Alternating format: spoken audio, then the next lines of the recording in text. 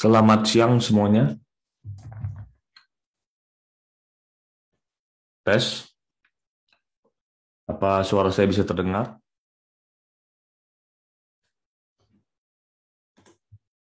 Oke, bisa ya. Yang join masih 13. Oke, nggak apa-apa karena ini direkam. Jadi saya ingin menyampaikan sedikit mengenai apa itu Akademi Beta. Jadi langsung saja. Nanti setelah saya kasih tahu sedikit soal Akademi Beta, kemudian kita akan bahas beberapa hal tentang technical analysis ya. Jadi apa itu Akademi Beta? Jadi materinya Akademi Beta sendiri itu tidak persis kita tahu karena biasanya banyak kelas bonusnya. Tapi dari yang sudah-sudah itu kurang lebih kalau sekali pertemuan itu 2 jam, seminggu itu 2 sampai 3 kali pertemuan ya, jadi kurang lebih 36 jam plus-plus lah. Jadi materi yang diajarkan apa saja? Ada basic TA, ada indikator, ada money management, jadi ada psikologis, kemudian ada itu yang hal-hal yang basic dalam tradingnya. Kemudian nanti ada VPA, volume price analysis, itu saya yang share karena saya penggunanya. Kemudian ada tab reading nanti Om Yuza, Fibonacci, Kong Emon. Kemudian ada lagi intermarket analysis dan sebagainya. Jadi materinya cukup komprehensif. Ya, dan nanti seperti biasa akan ada bonus buku terjemahan dalam bahasa Indonesia dalam bentuk hard copy, akan dikirimkan kepada semua pendaftar kelas Akademi Beta. Bukunya simple, buku dari Steve Byrne. Nanti kita akan share. Jadi sedikit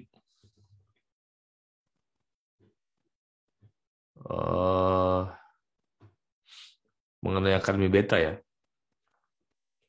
Ini adalah kalau tidak salah batch ke-5. Kita hanya mengadakan Akademi Beta setahun sekali. Jadi bagi teman-teman yang pengen ikut sekarang tapi kayaknya jangan dulu, nah berarti tahun depan bisanya. Karena kelas ini memang didesain hanya diadakan setahun sekali. Dan itu benar, karena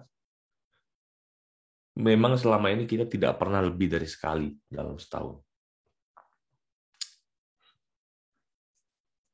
Kemudian, kelas itu diadakan 2-3 kali dalam seminggu. Hari akan menyesuaikan, nanti akan diinformasikan seperti apa harinya. Kemudian, menggunakan metode recording untuk materi, ya, dan tanya jawab untuk Zoom, menggunakan Zoom. Jadi seperti ini. Tiap satu sesi itu ada 2 jam. 1 jam pertama diberikan recording, ya, jadi recording itu akan diberikan. Kemudian sisanya tanya jawab. Jadi misal ada hari Senin, itu ada kelas, maka recording itu akan diberikan seminggu sebelumnya. Supaya kawan-kawan bisa dengar, diputar ulang. Terus di hari Senin itu, diadakan sesi tanya jawab. Biasanya jam 8 sampai jam 9 malam sih, tapi kadang-kadang bisa berubah.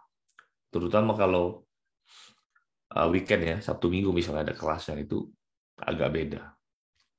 Jadi setiap kali pertemuan sesi hanya 1 jam tuh tanya jawab. Kenapa? Karena 1 jam sebelum selain itu sudah diberikan materi.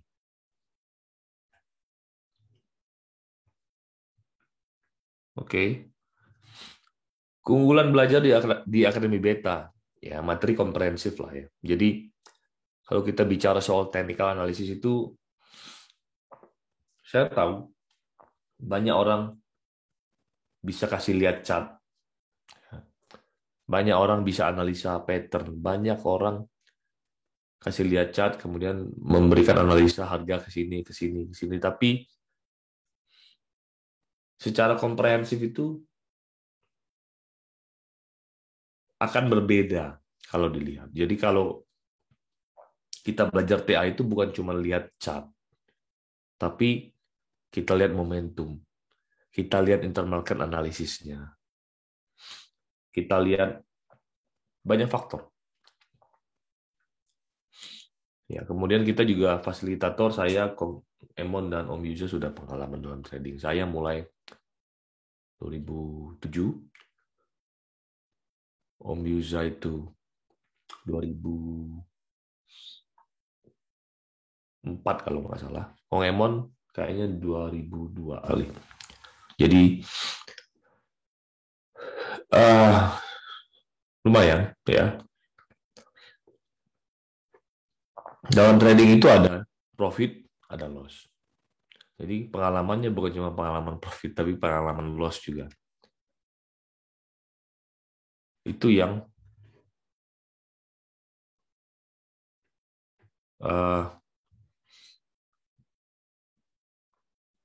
kita lihat berguna juga nanti. Kemudian untuk materi itu cocok untuk pemula sekalipun. Ya.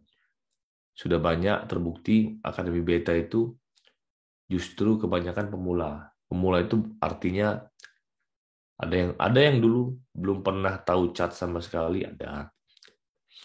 1-2 tahun trading ada. Intinya adalah kita tidak pernah membatasi. Saking tidak dibatasinya waktu itu ada banyak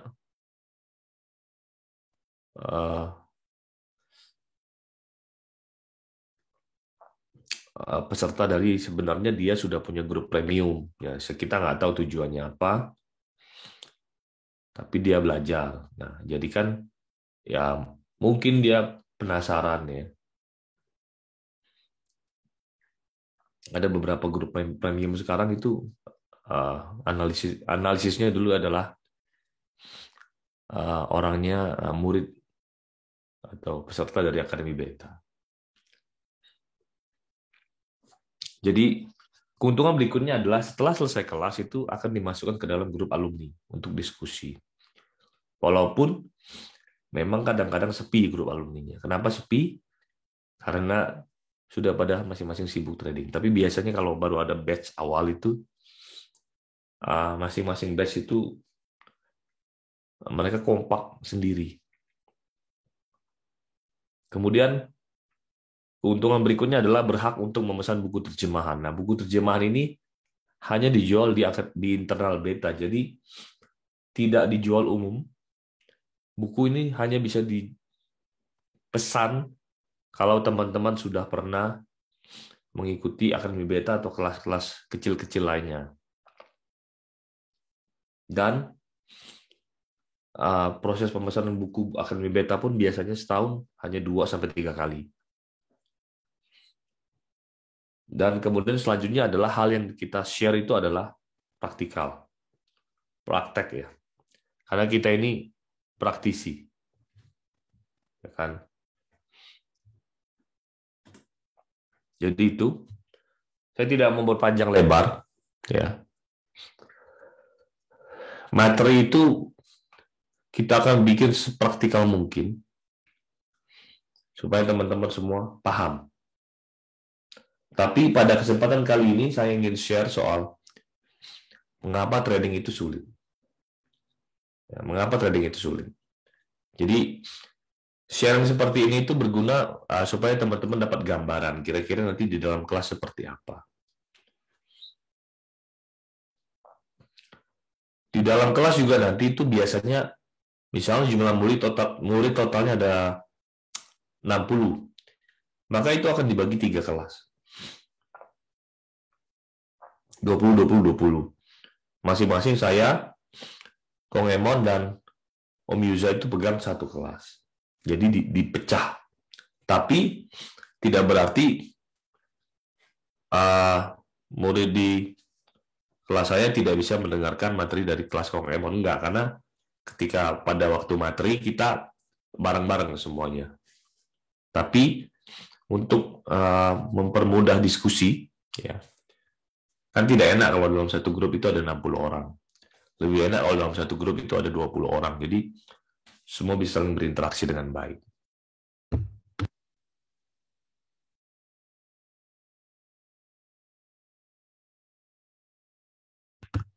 Oke. Saya pikir itu. Ya. Kira-kira ada yang mau bertanya nggak lewat chat sebelum kita bahas sesuatu yang menurut saya menarik, ya, terutama menjadi bekal buat teman-teman yang baru mulai trading. Kalau ada yang mau bertanya silakan di chat Zoom atau di Telegram di grup pre-kelas, monggo.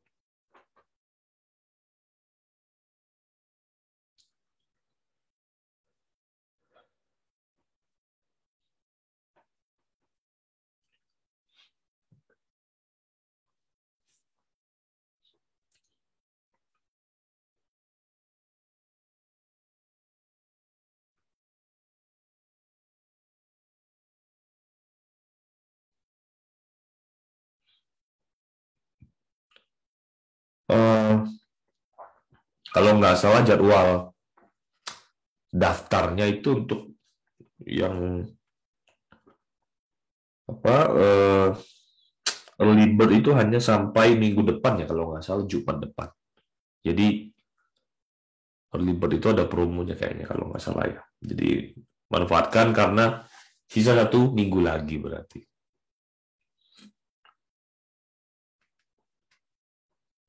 Oke, kalau tidak ada saya mau share sedikit.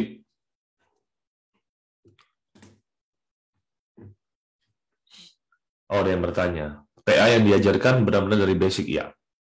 Saya sendiri akan share mengenai basic TA. Kita akan belajar dari bagaimana cara mencari support dan resisten yang benar. Bagaimana cara mengenali tren yang benar. Bagaimana memahami bahwa apa sih saham yang disebut dengan uptrend, seperti apa saham yang disebut dengan downtrend. Banyak orang sharing chart tapi tidak paham seperti itu. Bagaimana sih harusnya ketika trading itu kita punya trading plan. Trading plan itu apa saja komposisinya. Bagaimana cara kita mengatur money management. Nah, materi yang saya share hari ini itu akan terkait dengan itu, yaitu TA. Jadi charting, kemudian money management, kemudian psikologis. Jadi itu saling terkait, ya. Tidak ada terpisahkan, itu nggak bisa. Jadi misalnya, kalau kita sudah bicara bagaimana caranya bisa konsisten profit. Nah, itu 3 hal itu harus ada di dalam diri kita. Karena kita bicara konsisten. Kalau cuma bilang bagaimana caranya profit, nah, kalau bagaimana caranya profit, mungkin besok lihat di grup-grup, ya, yang mana lagi ramai dibahas, beli, kalau lagi hoki naik 3-4% dijual. Oke, itu bagaimana caranya bisa profit. Tapi pertanyaannya, apakah dengan cara seperti itu bisa profit terus atau konsisten? Rasanya sulit. Nah, jadi ini akan saya bahas hari ini. Mengapa trading itu sulit? Terutama bagi pemula, ya. Jalan trading ini bagi pemula itu tidak akan gampang. Nah, kalau ada orang bilang trading itu gampang, bla bla bla, itu berarti bullshit, ya. Itu bohong. Trading itu sulit, tapi tidak berarti tidak bisa, atau tapi bukan berarti ribet gitu. Trading itu simple sebenarnya. Simple tapi sulit. Kenapa? Nanti saya coba jelaskan. Jadi itu ada hubungannya dengan diri kita, ya. Sebenarnya diri kita yang mempersulit trading itu sendiri. Oke? Bedanya dengan kelas yang kecil apa? Kalau kelas kecil itu kan cuma satu, ya. Jadi cuma satu materi. Kalau kelas besar ini ya ada 3 materi, ada 3 orang kan yang ngajar, share-nya beda-beda. Dan di dalam setiap episode dari Akademi Beta ini kita mencoba memberikan apa sih hal baru yang perlu kita berikan. Bagaimana, seperti misalnya tiap tahun itu materinya akan berubah. Karena kita menyesuaikan kondisi. Kalau kayak sekarang, materinya ya, kita akan lebih fokus ke, kalau yang dulu bagaimana antisipasi market resesi dan sebagainya, sekarang kita akan lebih fokus untuk melihat momentum apa di market yang bisa kita manfaatkan. Ya. Jadi, setiap kelas itu kontekstual memang. Walaupun materinya ya sama. Materinya tetap sama. Tapi ada tambahan yang baru biasanya. Oke, ada lagi pertanyaan?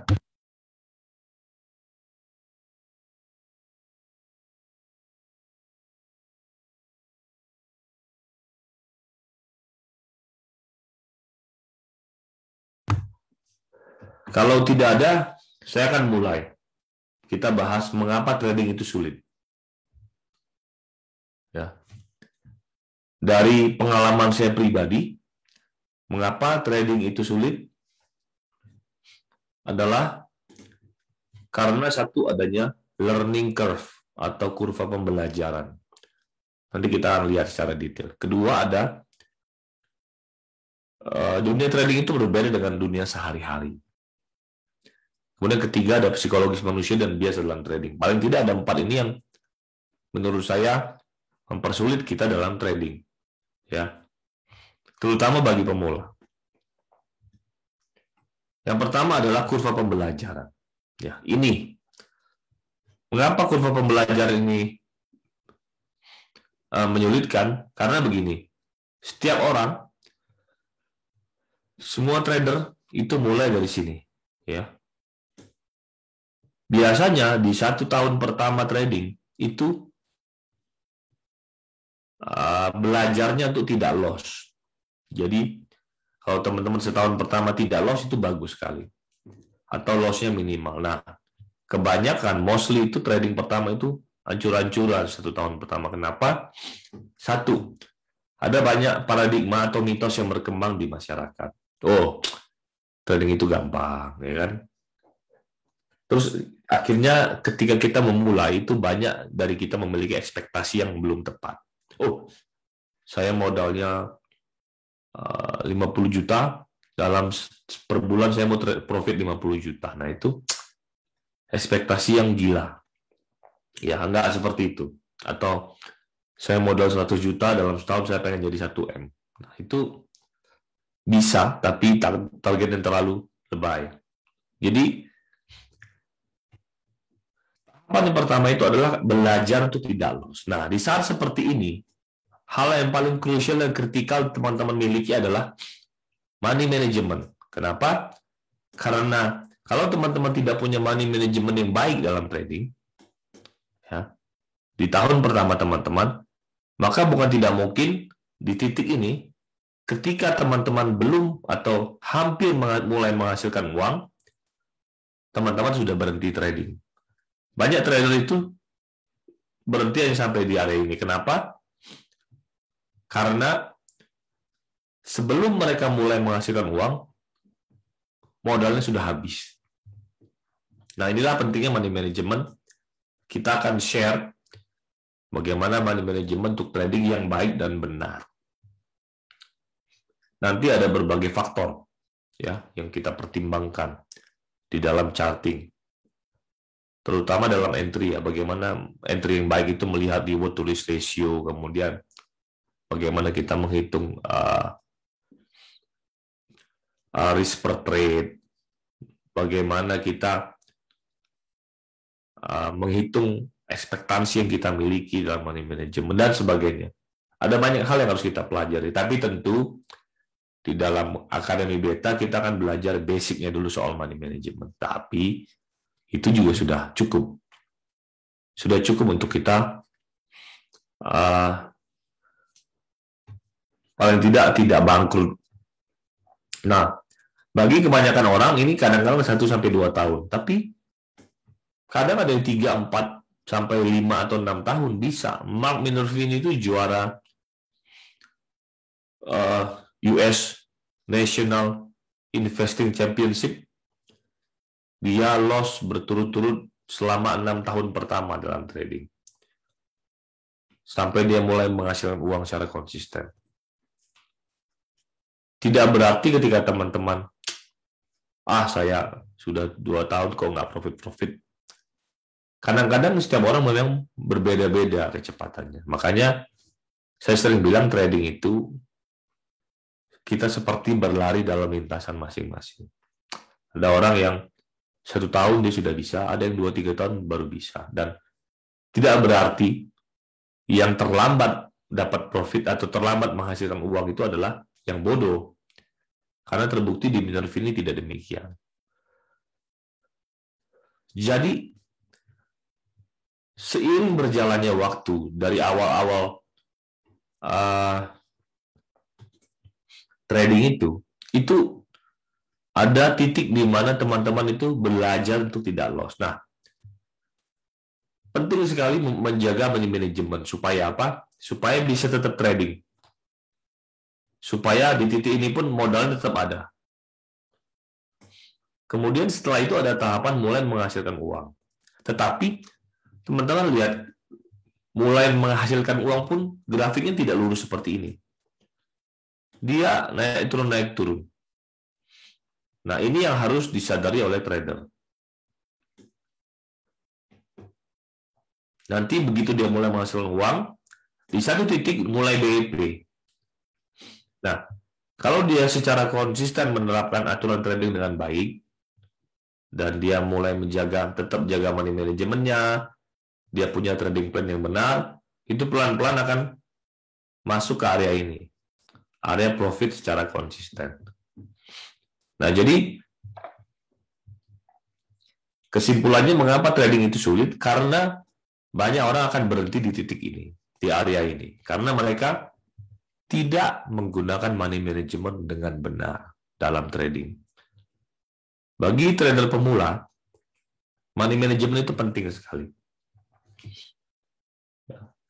Misalnya contohnya gini, kalau kita memiliki risk per trade atau risiko per trading 1% dalam setiap kali trading, artinya misal modal kita 100 juta, itu dalam setiap kali buka satu posisi itu kita hanya boleh rugi 1 juta maksimal. Nah, kalau kita menerapkan itu secara konsisten ya, dalam 55 kali loss secara berturut-turut, baru modal kita tergerus 50%. Tapi kenyataannya nggak begitu. Kenapa banyak orang dalam 3 atau 4 kali trading sudah loss 50%? Ya karena dia tidak menerapkan money management dengan baik. Ya. Contohnya kemarin lagi rame-rame saham buka, ada yang all in di satu saham, ya, kena hard. Nah, salah satu faktor lain yang bikin trading itu makin sulit sekarang adalah media sosial. Dulu waktu saya awal trading 2007-2008, itu belum ada media sosial seperti ini. Semua masih pakai email. Tidak ada bias media sosial. Ya. Sekarang itu, ketika kita buka Telegram, dalam sehari itu ada ratusan informasi yang harus kita lihat. Nanti kita lihat itu ada juga dalam bias trading nanti. Jadi, ada banyak informasi terlalu banyak informasi yang harus kita lihat, sehingga itu menimbulkan bias kita dalam mengambil keputusan. Ya, jadi itu juga berbahaya dan itu juga menambah faktor yang mempersulit kita untuk bisa profit dalam trading.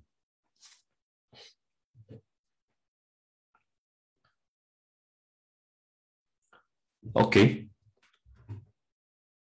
Itu satu ya. Jadi kurva pembelajaran ini membuat trader banyak yang gagal di tengah jalan. Mereka mulai stop di sini atau di sini karena kadang-kadang ini takes time ya. Nah, tujuan Akademi Beta adalah Salah satunya menjaga supaya teman-teman tidak kehabisan modal sebelum teman-teman mulai menghasilkan uang, dan mempercepat kurva pembelajaran. Jadi waktu ini bisa dipercepat. Ya, dengan cara apa? Dengan cara teman-teman belajar dari kesalahan kami. Saya bahkan banyak sekali bikin kesalahan dalam pasar modal, saham terutama ya. Banyak sekali kerugian sudah saya tanggung sampai dengan sekarang. Nah, teman-teman tidak perlu mengalami itu sendiri. Teman-teman cukup belajar.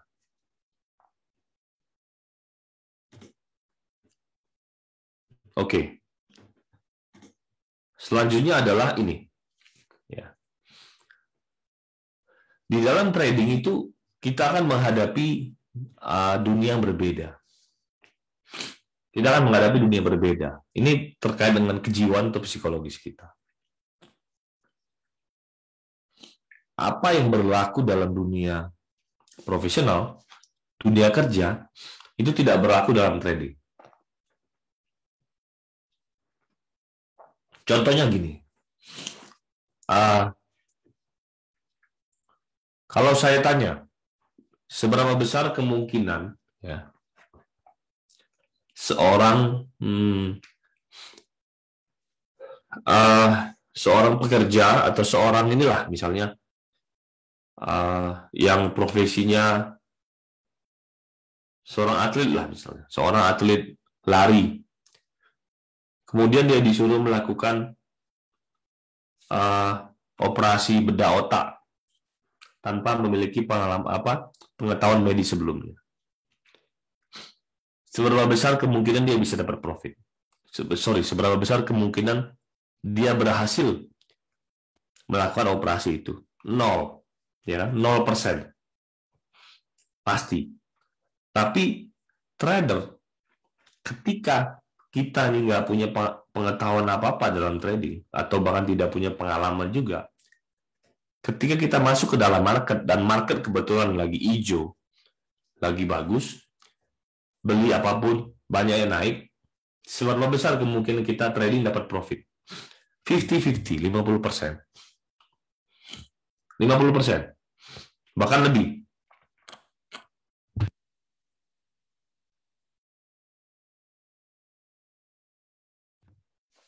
Itu kalau marketnya lagi hijau ya.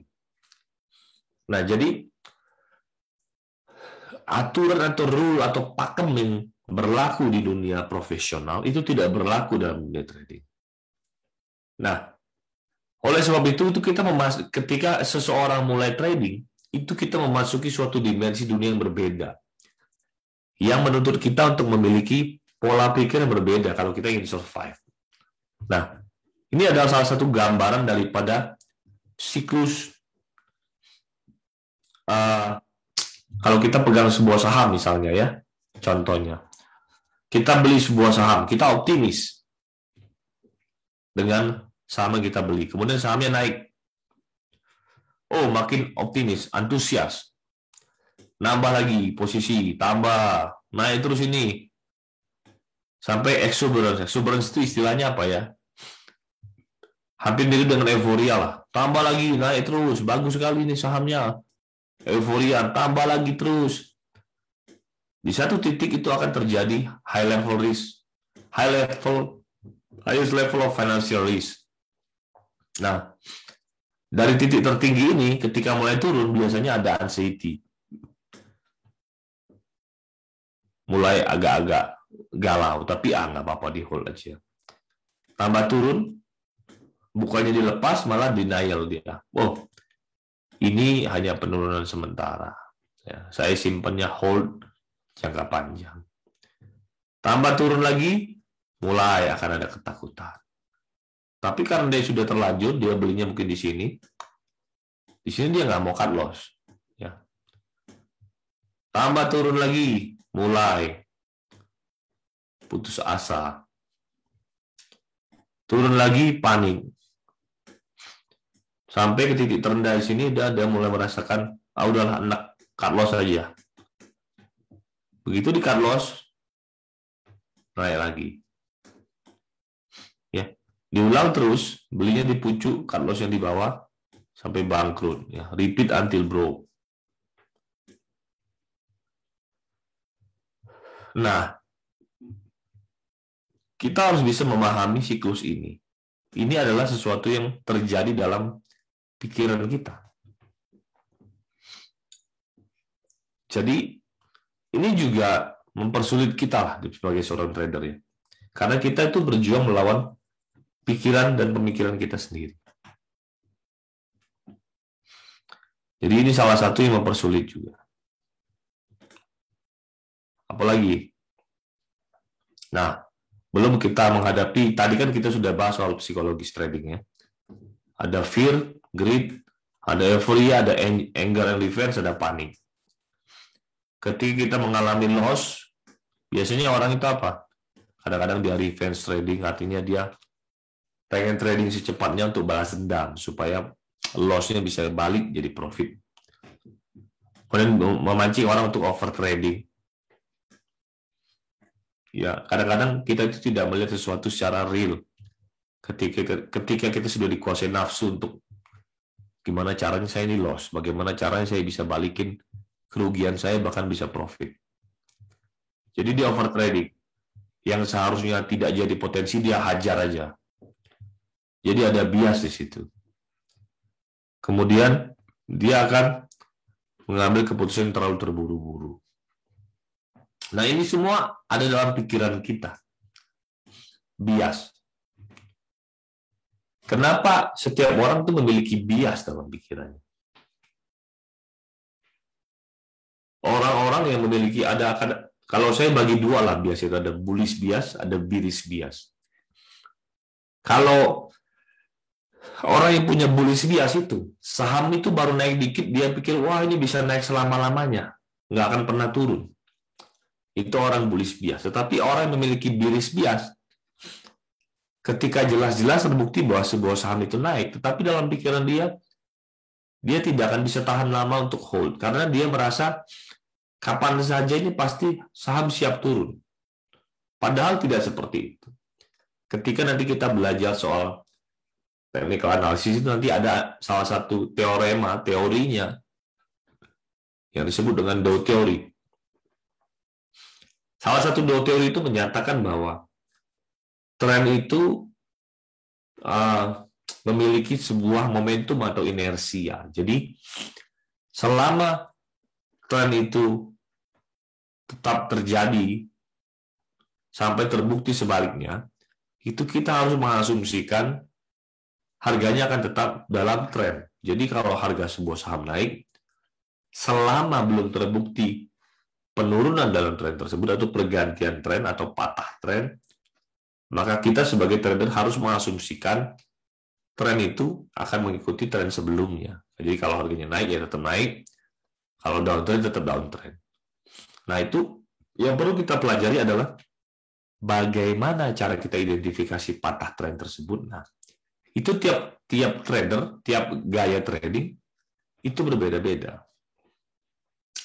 Jadi salah satu kegunaan atau apa yang akan kita share dalam Akademi Beta nanti adalah kita itu mengencourage teman-teman untuk menemukan style tradingnya masing-masing. Style trading Om Yuza kan fast trade ya, copet. Saya swing. Om Emon itu position trader. Dia lebih hold lebih lama lagi. Kalau Om Yuza mungkin 1-2 hari sampai 1 minggu. Kalau saya swing itu minimal 1-2 minggu sampai 2-3 bulan. Om Emon itu bisa berbulan-bulan. Jadi setiap orang itu akan memiliki style trading masing-masing, di mana kita cocok. Nah, itu juga teman-teman harus menemukan terlebih dahulu stylenya seperti apa. Kemudian di dalam Akademi Beta juga kita akan belajar mengenai bias-bias psikologis dalam trading. Itu juga ada materinya. Ya, seperti ini kita akan belajar. Jadi balik lagi, hal-hal seperti ini itu membuat trading itu makin sulit. Membuat trading makin sulit. Kemudian kita akan masuk ke dalam bias trading. Seperti saya bilang tadi, ya. Kalau teman-teman baca Telegram atau grup WA, sehari itu bahas saham itu ada banyak sekali. Sementara otak manusia itu hanya didesain secara sadar ya. Kita hanya mampu memproses 7-9 informasi dalam waktu yang bersamaan. Nah, lantas bagaimana otak kita mengolah informasi tersebut sehingga bisa dibuat menjadi sebuah pola pikir yang konstruktif dalam pikiran kita? Nah, jawabannya adalah otak manusia itu memfilter informasi yang ada dengan menggunakan pendekatan-pendekatan seperti menggeneralisir, menghapus atau deletion dan distorsi.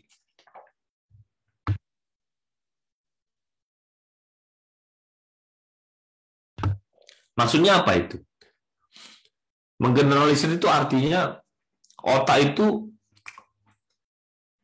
menyamakan. Contohnya gini, kemarin saya trading saham Petro rugi bulan lalu. Ketika lihat chart minggu ini, wah Petro kelihatannya bagus. Tetapi otak kita akan mencoba menggeneralisir. Oh, bulan lalu saya rugi dalam trading Petro. Mungkin saya memang nggak cocok trading di Petro. Takutnya rugi lagi. Nah, ini bias. Karena apa? Karena dia tidak bisa melihat informasi yang sesungguhnya yang diberikan oleh chart, bahwa sebenarnya itu bagus secara objektif. Tapi kenapa kita tidak bisa melihat itu? Karena kita sudah dibiaskan oleh generalisir dalam otak kita. Yang lebih parah lainnya adalah menghapus. Menghapus itu seperti ini. Kalau kita pernah profit dari sebuah saham A, kemudian karena kita sudah pernah profit, itu pasti kita ingat, oh, saya pernah profit dari saham Medco, oke. Kemudian di lain waktu dia melihat ada kesempatan dalam chart, oh ini kelihatannya Medco bagus ini. Tapi dia nggak melihat informasi lain. Ternyata sebenarnya ketika dia melihat di grup WA atau Telegram, atau dia melihat di informasi lainnya bahwa Medco ini sebenarnya sekarang secara fundamentalnya lagi jelek, atau misalnya Medco ini malah sebenarnya secara perusahaannya lagi jelek, ya. Dia tidak bisa dapat profit misalnya, kemudian bahkan sempat digugat untuk pilot misalnya. Nah, tapi ketika seseorang itu memiliki mindset dia menghapus karena dia sudah terlanjur senang, jadi informasi negatif itu dihapus, dihilangkan. Jadi yang dia pertimbangkan dalam pikirannya untuk mengambil keputusan hanya hal-hal yang positif. Hal-hal yang negatif itu dihapus, walaupun dia pernah baca. Kenapa? Karena itulah bias dalam pikiran. Dia menghapus. Selanjutnya ada mendistorsi. Mendistorsi itu seperti dia memberikan sesuatu yang berbeda. Jadi sebenarnya secara objektif kita lihat sebuah saham itu sudah uptrend. Tetapi karena kita memiliki bullish atau bearish bias, kalau kita memiliki bearish bias, ketika kita melihat sebuah saham uptrend, itu pikiran kita akan mencoba mendistorsi. Walaupun ini uptrend, tapi sekarang kenyataannya belum tentu besok-besok bisa naik lagi. Nah, itu mendistorsi. Sehingga kita jadi tidak melihat sesuatu secara objektif, dan kita kehilangan kesempatan untuk dapat profit di saham tersebut. Oke. Jadi itu. Nah, di dalam ilmu psikologis, ya, mengeneralisir, menghapus, mendistorsi ini dikelompokkan dalam istilah judgmental heuristic, istilah kerennya. Jadi sebuah jalan pintas. Jadi kita tidak akan pernah dapat membuat keputusan tanpa judgmental heuristic. Ini adalah warisan adaptasi kita dari nenek moyang. Ya, jadi judgmental heuristic ini adalah kemampuan kita untuk kecenderungan kita untuk memiliki kemampuan untuk mengambil keputusan dalam waktu singkat. Ya, contohnya adalah kalau manusia purba zaman dulu itu mereka tidak memiliki judgmental heuristic, maka sudah punah manusia zaman sekarang. Misalnya, dia lagi berburu di hutan, kemudian dia melihat atau mendengar suara binatang buas, ya, yang seperti kedengarannya seperti binatang buas. Tentu, secara refleks, judgmental heuristik membuat, oh, saya harus lari. Karena kalau enggak, saya bisa dimakan harimau, misalnya. Nah, sifat dasar manusia yang melekat ini, kemampuan ini adalah didapat dari evolusi manusia. Jadi, sifat dasar ini membantu kita beradaptasi, menjadi survive. Tapi di dalam dunia trading, judgmental heuristik ini merugikan. Karena kita memiliki kecenderungan untuk mengambil keputusan tanpa benar-benar mempertimbangkan sesuatu itu secara matang. Tapi kita nggak sadar. Banyak dari kita tidak sadar bahwa kita memiliki judgmental heuristik ini. Dan bagi setiap orang itu, satu orang dengan yang lainnya itu beda-beda biasnya.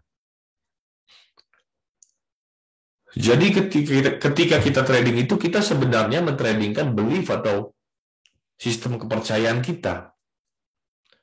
Kita menganggap bahwa kita sudah mempertimbangkan semua informasi yang ada, padahal kenyataannya tidak. Ya, itulah sebabnya kenapa dua orang yang berbeda melihat sebuah chart yang sama, mereka bisa saja memiliki keputusan yang berbeda. Karena apa? Karena judgmental heuristik. Menarik ya. Jadi, ini juga kita akan share di Akademi Beta. Ini adalah bagian dari materi psikologis trading yang penting sekali untuk kita bisa dapat. Karena kalau teman-teman lihat di sini di awal, kenapa kita bilang psikologis itu berperan 50% dalam keberhasilan sebuah trading? Benar. Karena mau sebagus apapun trading sistemnya, walaupun kita sudah punya money management yang tepat, tapi kalau kita tidak disiplin dalam trading misalnya, psikologi kita nggak bagus, profit tidak akan maksimal atau bahkan bisa loss. Money management penting sekali, seperti saya bilang tadi. Karena apa? Tadi ada kurva pembelajaran. Ya. Kemudian trading system berperan 10%, tapi tidak berarti kalau dia cuma 10% dia tidak penting. Dia penting juga, tetapi tidak cukup kita hanya punya trading system. Makanya banyak trader itu hanya punya trading system, dia cuma belajar chart saja. Dia tidak pernah belajar tentang dirinya sendiri, dia tidak pernah belajar memahami money management, akibatnya tradingnya kacau. Cuma lihat chart, bagaimana entry, kapan bisa dapat profit, ya itu penting, tetapi tidak cukup. Belum cukup. Oke? Jadi, kita merasa bahwa dalam trading kita sudah mengambil keputusan yang tepat dari mempertimbangkan berbagai informasi yang ada. Padahal tidak. Belum. Padahal kenyataannya bisa saja sebenarnya pikiran kita sudah mendelete atau mendistorsi informasi yang penting. Nah, berikut adalah beberapa bias yang cukup sering terjadi ya. Saya nggak akan bahas terlalu panjang lebar, tapi kita ambil contoh beberapa. Contohnya adalah loss aversion.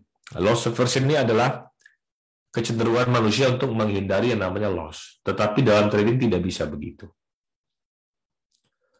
Dalam trading kita harus punya satu titik atau satu pakem di mana kita bilang kita harus cut loss. Nah, bagaimana sih cara menentukan titik cut loss yang tepat? Nah, nanti kita akan belajar juga di Akademi Beta. Karena itu berhubungan dengan reward risk ratio.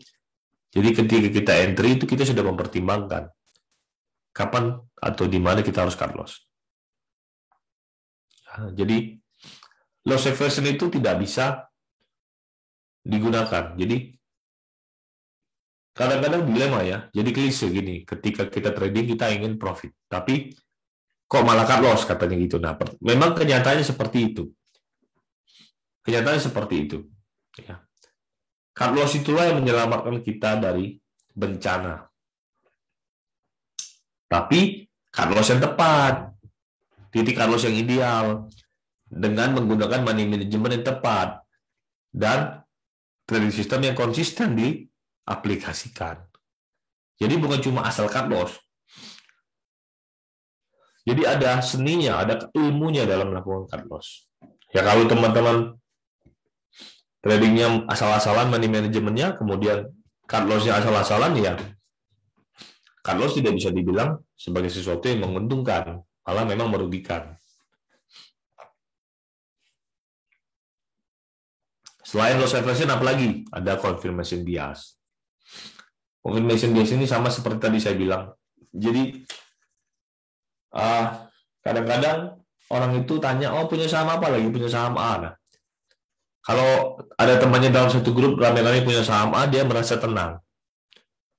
Dia merasa terkonfirmasi, ada banyak yang punya. Padahal nggak ada hubungannya. Mau sahamnya ada yang banyak yang punya, kek, mau sedikit yang punya, kek, kalau mau turun, turun aja. Justru saham itu kalau semakin ramai diperbincangkan di dalam grup-grup Telegram, itu sudah tanda-tanda bahaya. Kayak buka kemarin lah ya, itu tanda-tanda bahaya. Jadi, selain itu ada apa lagi biasanya misalnya? Low or small number bias, ini contohnya gini. Orang baru trading, 5 kali trading berturut-turut profit. Tidak pernah cut loss, money management asal-asalan. Jadi dia pikir, wah, cara duit di trading ini gampang banget ya. Saya trading asal-asalan, ya kan? Ternyata bisa profit. Akhirnya apa? Oh ya udah kalau begitu, trading tuh nggak perlu ribet-ribet lah. Ngapain belajar teori-teori dan sebagainya? Bullshit itu. Jadi dia menyimpulkan sesuatu hanya berdasarkan populasi atau sampel yang kecil, yang sebenarnya tidak cukup. Nah, itu juga salah satu bias. Kemudian ada lagi recency effect. Contohnya itu adalah kita itu sekarang trader hari ini itu memiliki kecenderungan untuk melihat atau mempertimbangkan trader yang kemarin. Jadi kemarin saya loss, hari ini saya tidak trading karena saya takut loss. Nah, jadi itu recency effect. Jadi dia mempertimbangkan informasi yang sebelumnya yang baru-baru saja terjadi untuk diaplikasikan ke masa sekarang, padahal tidak ada hubungannya. Kemarin kita boleh loss saham A, hari ini kita trading di saham A lain, saham A yang sama atau saham yang lain pun tidak ada hubungannya, bisa jadi loss, bisa jadi profit. Tetapi ketika kita sudah membuat sebuah patokan loss, ya udah kita akan kehilangan kesempatan atau momentum untuk dapat profit.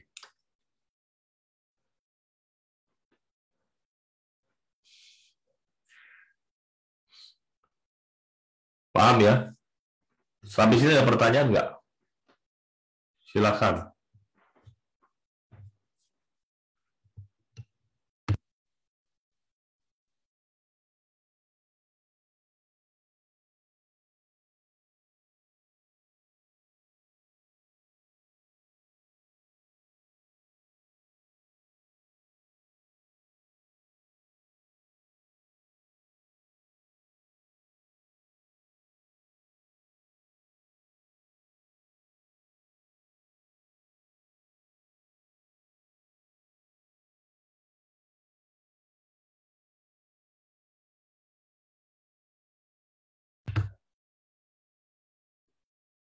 Ada pertanyaan? Kalau ada pertanyaan, silakan ditanyakan di grup Telegram ya, karena kadang-kadang memang ketumpuk. Jadi saya akan informasikan juga kepada adminnya untuk kalau boleh kita akan bahas ya, mungkin selain daripada ini, mungkin besok kita akan coba bahas secara Telegram chat, mungkin akan lebih menarik. Jadi semua boleh ikutan dan join. Oke, saya pikir cukup sekian untuk hari ini. Terima kasih buat teman-teman semua sudah join. Jadi sebenarnya kenapa kita sharing seperti ini, karena kita ingin kita memiliki sumbangsi dalam dunia trading ya. Jadi tidak jadi soal teman-teman ikut, bagi saya ya, tidak jadi soal teman-teman ikut Akademi Beta atau tidak ya. Karena kalaupun teman-teman tidak ikut, teman-teman bilang oh mahal, ya udah nggak apa-apa. Karena kan setiap orang punya prioritas masing-masing, tapi paling tidak teman-teman bisa dapat sesuatu yang kita share secara free ini. Teman-teman bisa ikutin terus kelas Akademi Beta kelas-kelas beta yang lainnya atau kelas-kelas free yang biasa kita berikan juga di grup beta, supaya teman-teman dapat pemahaman yang menyeluruh dan lebih baik tentang trading.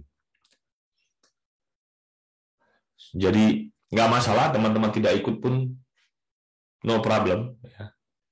Karena orang kan punya prioritas masing-masing, tapi harapan saya teman-teman itu belajar bahwa dunia trading itu kejam. Ya. Kalau ada orang lain kasih Anda informasi, ya kan sekarang informasi bandar dan sebagainya. Pertanyaannya, untuk apa orang share kepada Anda informasi bandar? Apa untungannya buat mereka? Nggak ada. Jangan-jangan itu cuma distribusi, ya. Ketika orang bilang beli, dia jualan. Ya. Kalau di dunia saham itu sudah istilahnya dog eat dog, ya. Anjing makan anjing gitu. Jadi kayak kanibal lah rata-rata. Karena urusannya dengan duit. Dan duitnya besar kalau orang-orang seperti itu. Nah, harapan saya teman-teman itu tidak bangkrut lah di sesi pembelajaran awal teman-teman. Kalaupun loss oke, tapi teman-teman bisa survive, bisa bangkit. Ya. Buat yang sekarang masih merasa loss, bingung dan sebagainya, it's okay. Tapi usahakan teman-teman tidak bangkrut dulu sebelum teman-teman bisa dapat profit. Belajar gunakan money management yang baik. Mungkin tidak dapat informasi di Akademi Beta, oke. Di Google sekarang juga banyak. Bedanya apa Akademi Beta ya? Di Akademi Beta kita sudah menyediakan yang lebih komprehensif dan sistematis. Sehingga teman-teman tinggal belajar. Kalau di Google ya teman-teman informasinya banyak, tapi bagaimana cara menggabungkan atau membuat sebuah link antara satu informasi dengan informasi lainnya, itu teman-teman harus belajar sendiri, butuh waktu. Tapi nggak masalah, karena yang penting itu terus belajar dan konsisten untuk terus belajar aja. Oke, saya pikir cukup sekian. Terima kasih buat teman-teman semua. Semoga semua tetap sehat, ya, menjaga protokol kesehatan dengan baik, tetap semangat dalam tradingnya. Hati-hati, sekarang musimnya memang agak-agak rawan, ya. Terutama bulan ini sedikit bocoran, bulan September biasanya nggak bagus. IHSG. Kita punya kondisi global juga kurang bagus, karena ada informasi akan terjadi tapering di Q4 2020. Tentunya itu akan pengaruh ke bursa saham. Jadi saya nggak bisa bilang strateginya seperti apa sekarang, ya, karena itu akan tergantung kepada masing-masing orang. Ada orang yang dia bisa trading saham gorengan, tapi ada yang nggak bisa. Ada orang yang bisa fast trade, ada yang nggak bisa. Jadi yang penting itu teman-teman dapat informasinya, terus teman-teman pertimbangkan dengan baik strateginya seperti apa. Kalau mau swing, ya swinglah saham gorengan. Nah, kalau kita sudah bicara saham gorengan, kita harus ingat money manajemennya juga harus diatur. Ya, hal-hal seperti ini yang penting untuk kita ketahui dan krusial. Tapi kadang-kadang kita abai. Jadi trading itu nggak cuma soal charting, tapi soal bagaimana kita memanage pikiran kita, bagaimana kita mengatur money manajemennya dengan baik. Oke, saya kira sampai di sini dulu. Terima kasih. Nantikan informasi pre-kelas berikutnya dengan informasi dan pengetahuan-pengetahuan yang nggak rugi lah teman-teman. Kalaupun teman-teman tidak ikut Akademi Beta, nggak apa-apa, tapi ikut saja kelas-kelas pre-kelasnya. Supaya teman-teman dapat informasi yang baik dan berguna. Oke? Terima kasih. Selamat siang.